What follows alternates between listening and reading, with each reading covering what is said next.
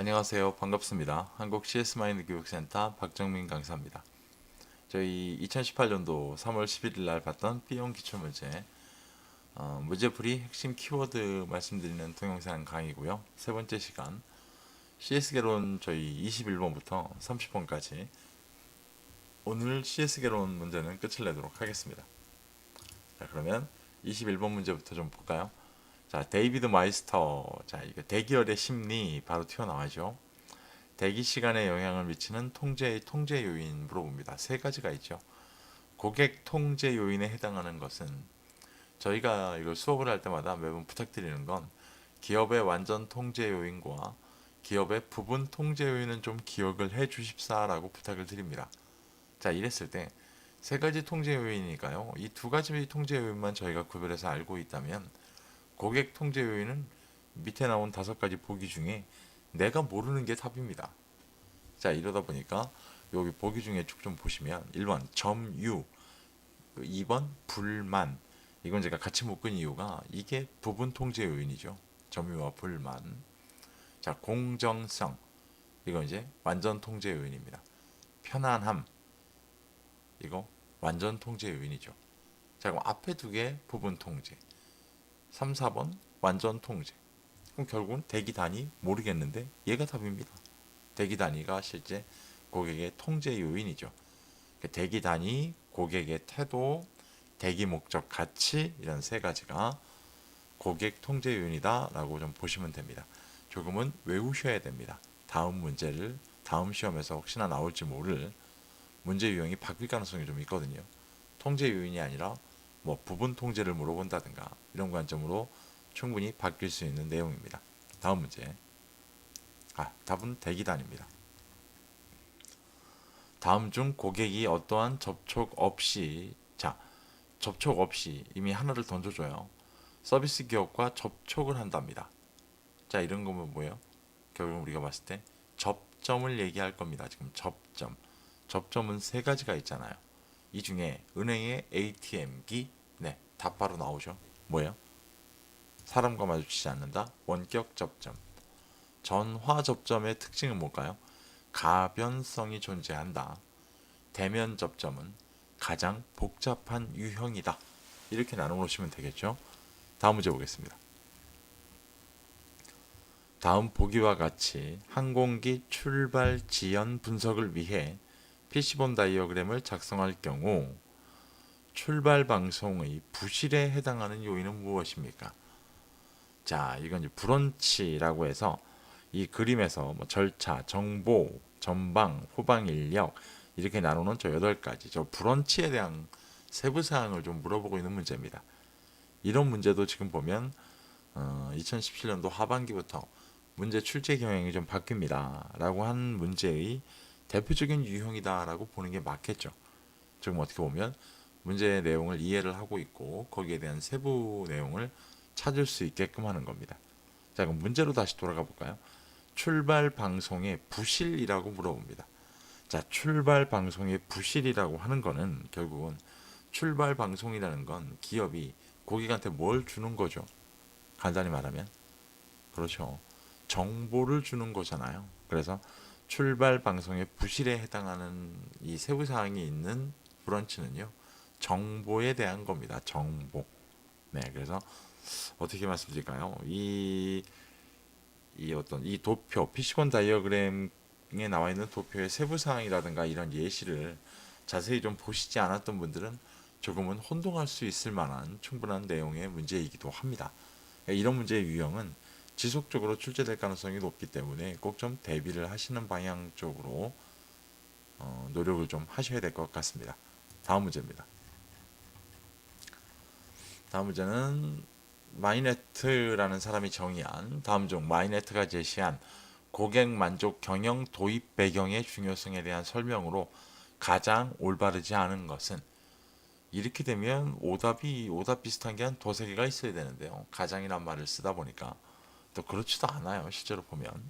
자, 고객 만족 경영 도입 배경의 중요성. 얘도 잘 나오는 문제 중에 한 가지죠. 1번. 시장의 성숙화로 경쟁사보다 더 우수한 제품과 서비스를 개발하여 고객의 욕구를 충족시켜야 된다. 예, 이건 맞는 설명이죠. 2번, 소비자의 욕구가 다양해지고 빠르게 변화하고 있다. 얘도 맞습니다. 3번, 공급 과잉 상태로 인해 대형 유통기관의 힘이 커지면서 소비자보다 생산자 중심의 경제 활동으로 변화하였다. 이거는 무슨 맞는 설명이 아니죠. 생산자 중심은 1970년대나 가능했던 얘기이기 때문에요. 이 문제에서 지금 보시게 되면 3번 문제, 3번 보기가 잘못된 내용이기도 합니다. 자, 여기서 꼭 좀 아셔야 되는 게 뭐냐면 한 보기의 문장에서 전반부에 있는 것과 후반부에 있는 내용이 맞는 내용과 올바르지 않는 내용으로 구성되어 있다라는 이 보기의 패턴을 좀 보시기를 바랍니다. 그러니까 이 문제는 정답을 맞추고 가는 게 중요한 게 아니라 이런 패턴이 2017년도 하반기부터 자꾸 문제에 포함이 되거든요. 이렇기 때문에 앞에 부분만 잘못 읽으시면 맞는 내용처럼 보이게 됩니다. 그래서 이런 패턴에 대한 건 꼭 좀 앞뒤에 정확히 양쪽 다 맞아야 됩니다. 맞고 틀리고는 오답이 되버리는 거죠. 그래서 그런 유형에 대한 걸 꼭 좀 연습을 통해서 지속적으로 문제에 대한 측면을 보실 필요가 있을 것 같습니다. 다음 문제. 우리나라 고객만족 경영 CSM의 시기별 흐름 중 1990년대의 내용과 가장 거리가 먼 것. 자, 1990년대 내용입니다. 1990년대는 우리나라가 삼성, LG가 고객만족 경영을 이제 받아들이기 시작하면서 IMF 전까지는 뭐 공기업까지도 고객만족 경영을 막 끊임없이 접목하는 그런 시기였습니다. 1번 CS 경영팀 신설. 네, 이건 맞아요. 90년대. 2번 데이터베이스 마케팅 도입. 자, 데이터베이스 마케팅. 자, CRM 이전에 했던 DBM에 대한 내용이죠. 네, 이것도 맞아요. 3번 전사적 고객만족 경영 체제 도입. 자, 이것도 맞는 설명이죠. 4번 사이버 고객만족에 대한 관심 고조. 예, 이것도 맞아요. 여러분, 우리나라 IT 강국이잖아요. 사이버 고객에 대한 게 90년대에 접목하는 이 관심이 고조했다. 지금 뭐 적용해가지고 활용했다가 아니라 관심이 고조했다는 얘기잖아요. 이것도 맞는 설명이에요. 5번 CRM 경영 기법의 보편화. 제가 아까 2번 말씀드릴 때 DBM이라고 그랬잖아요. 네, 아시겠지만 CRM은 DBM에서 CRM 쪽으로 옮겨간 겁니다. 이렇다 그러면 90년대에 데이터베이스 마케팅, DBM을 갖다 적용하기 시작했는데 CRM 경영이 보편화됐다? 이건 너무 빠른 설명이죠. 여러분, 이건 2000년대 설명입니다. 이 문제 같은 경우는 외우시는 게 가장 편한 방법이기도 합니다만 원칙은 조금만 좀 고민을 해보시면 충분히 풀 수 있는 문제 중에 한 가지다라고 보시면 되고요. 많은 분들이 이게 4번 사이버 고객 만족이다라는 걸 얘기하는데요. 분명히 문제 보기를 다 읽어보시면 관심이 고조됐다는 얘기지 이걸 가지고 무슨 뭘 했다는 게 아니거든요. 그러다 보니까 4번이 아니라 5번이 2000년대 설명이다 라고 보시면 될 것 같습니다. 다음 문제. 고객 만족의 3요소 중 자, 하드웨어입니다. 하드웨어에 대한 내용으로 가장 올바른 게 뭡니까? 자, 1번 주문 처리 절차가 비교적 간단하다. 자, 이거 소프트웨어죠. 2번 고객의 요구나 불만에 신속하게 반응한다. 소프트웨어입니다. 3번 고객의 취향에 따른 맞춤 서비스를 제공한다. 예, 이것도 소프트웨어예요. 잘 보시면 세 가지가 다 뭐죠? 서비스 프로세스입니다. 4번 다양한 상품이 구비되어 있어 선택의 폭이 넓다. 자, 이거 뭘까요? 네, 이게 하드웨어가 될 겁니다. 5번 직원이 상품이나 서비스에 대한 질문에 상세히 설명해 준다. 휴먼웨어가 됩니다. 4번 정답이 4번이고요. 좀 뭐랄까요? 다른 측면으로 말씀드리면 굉장히 쉬운 문제 중에 한 가지고요. 1번, 2번, 3번이 소프트웨어고 다 이게 프로세스에 들어간다라는 관점만 갖고 계신다면 충분히 해결이 가능한 문제 유형이었습니다. 다음 문제. 다음 총체적 고객 만족 경영 혁신 TCS라고 부릅니다. 저희가 수업할 때는 이제 one more step이라고 말씀을 드리고요. 그래서 이제 혁신이라는 말이 나오는 거고 이 중에 시장 경쟁력 요소에 해당하는 것은 저희가 수업할 때는 꼭 내부 핵심 역량 강화 요소만 좀 기억해 주십시오 라고 부탁을 드리고요.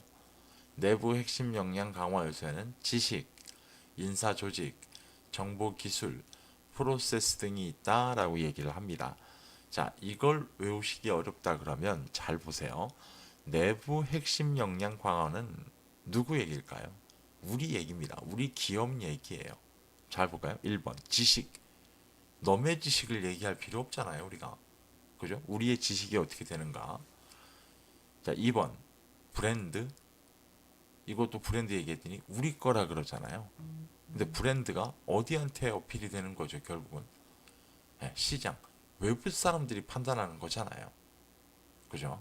3번 정보기술. 이거 우리 겁니다, 우리 거. 우리가 한테 필요한 거죠. 4번 프로세스. 이것도 우리 기업에 대한 거죠. 인사조직. 이것도 우리 내부에 대한 거잖아요.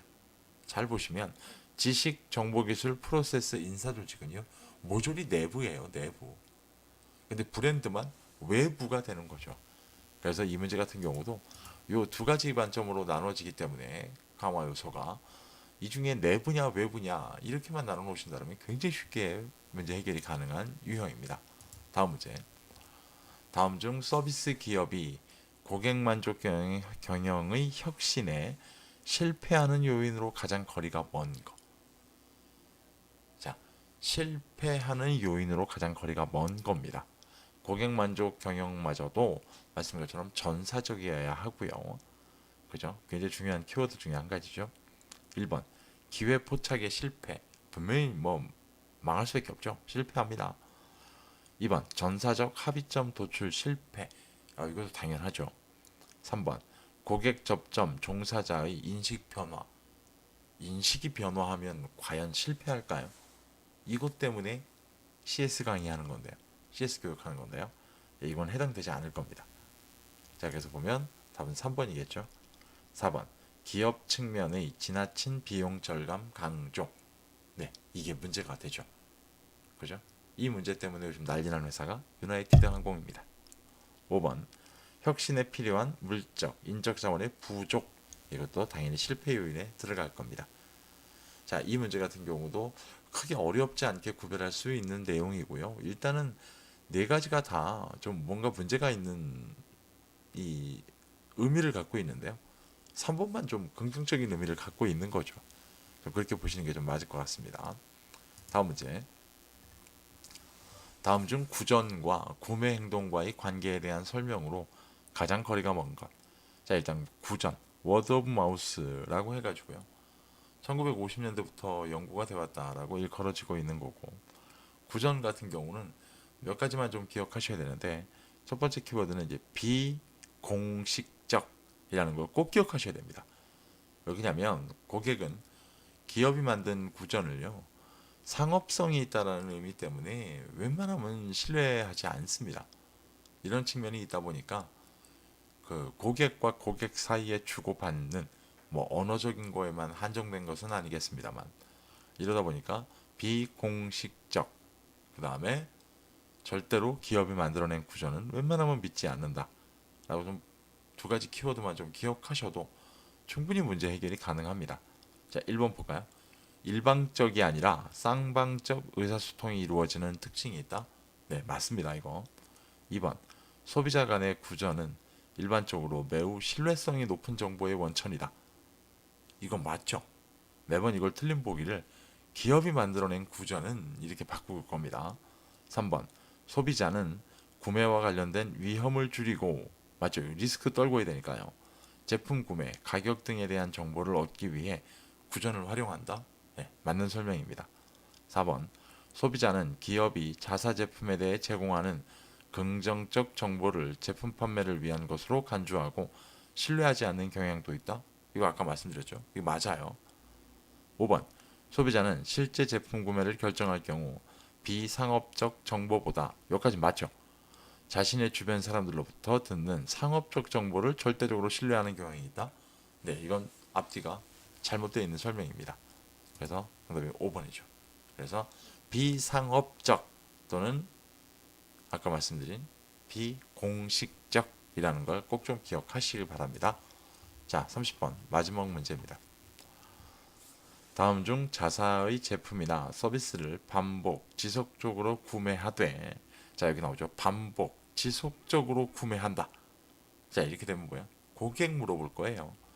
다른 사람에게 적극적으로 추천하지 않습니다. 자, 이 사람 뭐예요? 부전은 안 한다는 얘기죠. 자, 그럼 누굴까요?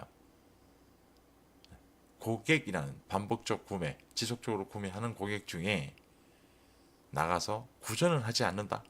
이 고객을 우리가 어떻게 나눕니까? 간단하게. 네. 올 때 자기 혼자만 오고 누구랑 같이 안 와요. 단골 고객입니다. 단골 고객. 3장에서 나오는 이 고객의 소비자 행동에 나오는 유형의 분류였고요. 여기에서 이제 이 단골 고객 키워드를 가지고 구별하는 방법들을 생각을 좀 해보시면 될 것 같습니다. 향후에도 아마 출제될 수 있을 만한 경향이 좀 있고요. 이 문제 같은 경우는 매번 나오지는 않죠. 하지만 굉장히 여러 가지 단답식의 형태로 나올 수 있는 문제이기 때문에 꼭 좀 유형을 기억하셔야 됩니다. 그리고 고객의 형태도 알고 계실 필요가 있습니다. 전체적으로 저희가 CS 개론 30개 문제를 쭉 설명을 말씀을 드렸는데요. 말씀드린 것처럼 뭐 크게 뭐랄까요, 뭐 전문적인 내용을 찾아서 확인한다든가 이런 문제는 뭐 거의 없었고요. 한 문제 정도가 조금은 좀 헷갈리는 문제가 있었고, 나머지 29개 문제는 교재를 기반으로 학습을 했다든가 이런 어떤 키워드를 찾는 것에 대해서 좀 익숙하신 분들은 굉장히 수월하게 풀 수 있는 문제의 유형이었다라고 생각을 좀 하고 있습니다. 그리고 저도 같이 수업하셨던 분들이 합격하셨다는 문자를 많이 주셨는데요. 그 중에 보면 거의 다 개론 점수가 이번에는 상당히 높으셨습니다. 여기 하면 그만큼 좀 수월하게 나왔던 문제다라고 보실 수가 있을 것 같습니다. 저희가 다음 시간에는 전략론, 조금 뭐 어려웠다라고 말씀을 하시는데 전략론 문제에 대한 걸 갖고 다시 한번 말씀드리도록 하겠습니다. 오늘 고생 많이 하셨고요. 감사합니다.